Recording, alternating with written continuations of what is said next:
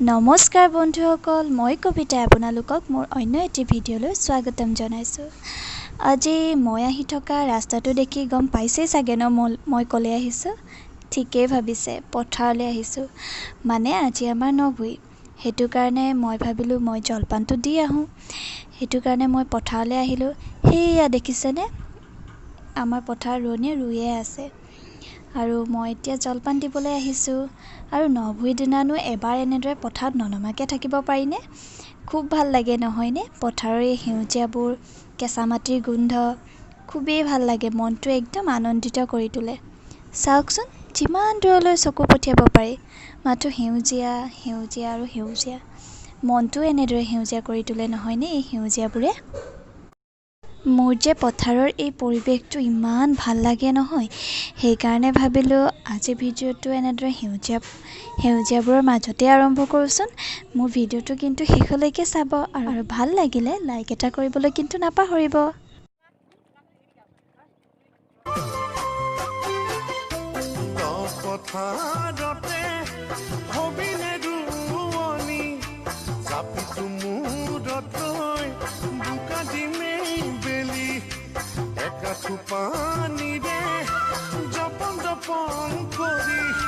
জলপানৰ বাতিটো যতনাই দিবিহি, আলিতে বহি লৈ মোহৰে। আপোনালোকক প্ৰথমে এটা বস্তু দেখাওঁ আহকচোন। এই বস্তুকেইটা যে প্ৰথমে গোজ লওঁতে এনেদৰে দিয়া হয়। কচু গছ এজোপা, বাঁহৰ আগ আৰু ফুলৰ পাত এনেদৰে দিয়া হয়। আমাৰ পিছে দিয়ে, আপোনালোকৰ ফালে দিয়ে নে নিদিয়ে মোক কমেণ্ট কৰি জনাবচোন। এটা কথা ক'বলৈ পাহৰিলোঁ, ইয়াত থুৰীয়া তামোল এখনো দিয়া হয়। ইয়াৰ অৱশ্যে পৰম্পৰাগতভাৱে প্ৰচলিত এটা জনবিশ্বাস আছে। বাঁহ গছজোপা দিয়া হয় যাতে ৰোৱাজোপা ঠন ধৰি খুব ধুনীয়া। বাঁহ গছজোপা যিহেতু একদম সদায় পাতেৰে ভৰি থাকে নহয়নে, ধান গছজোপাও যাতে তেনেদৰে ভৰি পৰে, সেইটো কাৰণে এই বাঁহৰ কোমলীয়া পাতটো ব্যৱহাৰ কৰা হয়। আৰু কচু গছজোপা দিয়া হয়, ৰোৱাজোপা যাতে ঠন ধৰি ক'লা কচু গছজোপাৰ দৰে হয়। আৰু ফুল বা এই ফুলৰ পাতটো ব্যৱহাৰ কৰা হয়, কাৰণ ফুল যিহেতু দেখিবলৈ ধুনীয়া, একদম ফুল দেখিলেই মনটো ভাল লাগে নহয়নে, তেনেদৰে ধান গছজোপাও যাতে অতি ধুনীয়া হৈ পৰে, সেইটো কাৰণে ফুলটো ব্যৱহাৰ কৰে বুলি কোৱা হয়। মাহঁতে, খুৰী, পেহীহঁতে সকলোৱে ৰুয়ে আছে, সেইকাৰণে মই ভাবিলোঁ ময়ো অকণমান ৰুই চাওঁগৈ। ৰুব কিন্তু ভালদৰে নাজানো, তথাপিও অলপ চেষ্টা কৰোঁ।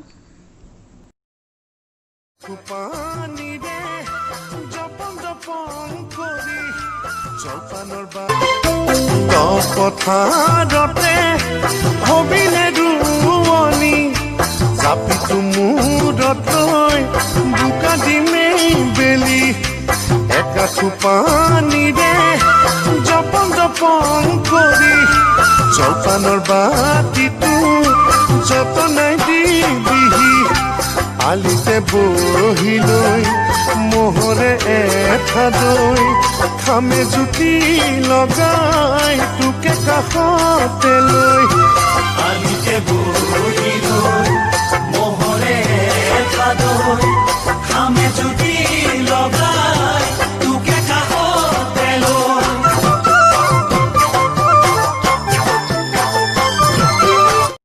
এতিয়া আধাখিনি ৰুই হ'লগৈ আৰু সম্পূৰ্ণ হোৱা নাই। সম্পূৰ্ণ হ'বলৈ এতিয়াও বহুতখিনি বাকী। আধাতে ভাবিলে সকলোৱে জলপানটো খাই লওঁ, জলপান আৰু চাহ, সেইটো কাৰণে সকলোৱে জলপান খাবলৈ এতিয়া বহিছে। বৰা চাউলৰ জলপান, মানে যিটো ক'লা বৰা চাউলৰ জলপান, সেইটো অৱশ্যে আমাৰ ঘৰতে কৰা খেতি, মানে ঘৰৰে হয়। আৰু লগত ৰুটি দিছে, বুটৰ ঘুগুনি দিছে। প্ৰতি বছৰে পথাৰত জলপানটো মানে কঁঠাল আৰু বৰা চাউলে খোৱা হয়, কিন্তু এইবাৰ দুৰ্ভাগ্যবশতঃ কঁঠালটো খাব পৰা নহ'ল, মানে নপকিলে। সেইটো কাৰণে মায়ে বুটৰ ঘুগুনিকে আনিলে, কাৰণ কোৱা হয় যে পথাৰত কিবা এটা গোটা বস্তু খালে মানে ধানৰ পতান, মানে যেতিয়া ধান গছজোপা হয় তেতিয়া পতানতকৈ ধানটো বেছি হয়। সেইটো কাৰণে মায়ে ভাবিলে যিহেতু কঁঠালটো আজি নায়েই, সেইটো কাৰণে বুটৰ ঘুগুনিকে লৈ যাওঁ। পথাৰৰ পৰা আহি গা ধুই চাফা হৈ ল'লোঁ। যিহেতু নৱমীৰ দিনা কচু খায়, কচু লাগে বোলে মাক, সেইকাৰণে এতিয়া বাৰীলৈ কচু বুটলিবলৈ আহিছোঁ।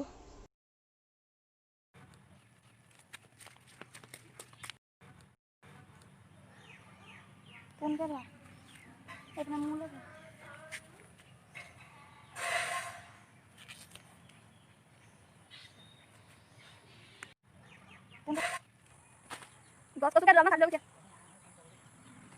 গছৰ কচুকে দুডালমান ছিঙিবা, ডাল কচু।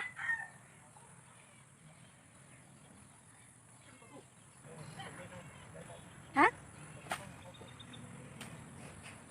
আদা। কচুকেইডাল দেখাই দে। কচুকেইডাল এইপিনে দেখাই দে।